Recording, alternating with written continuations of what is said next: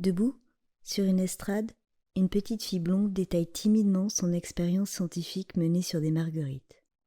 Exposées à divers degrés de radiation, une faible dose semble avoir eu peu d'impact sur leur croissance, tandis qu'une trop forte exposition a mené à leur atrophiement, voire à leur destruction.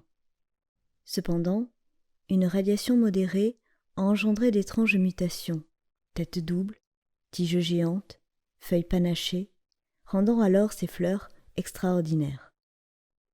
La scène décrite ici est tirée du film de Paul Newman de l'influence des rayons gamma sur le comportement des marguerites. Le projet scientifique de cette petite fille est une allégorie à peine voilée de l'environnement sclérosé dans lequel elle évolue. Si elle semble avoir été préservée de l'influence d'une mère toxique, elle-même atrophiée par la vie, les crises d'épilepsie de sa sœur Ruth semblent traduire l'effet plus délétère de cette radiation métaphorique sur la santé de l'aînée.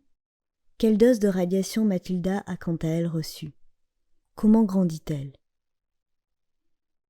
L'influence de ce climat méphitique sur cette jeune pousse va développer chez elle un attrait pour les sciences et un amour pour les atomes peu ordinaire.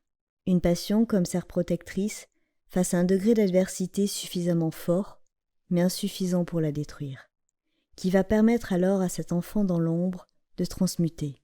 Récompensée par un prix, sur cette estrade, la petite fille brille. La voix timide du début laisse place à un plaidoyer vibrant pour la science et l'avenir. « Non, maman, je ne hais pas le monde », dira-t-elle à la fin du film. Ce chant radieux rebondit alors comme un écho sur nous, spectateurs de ces troubles années 2020.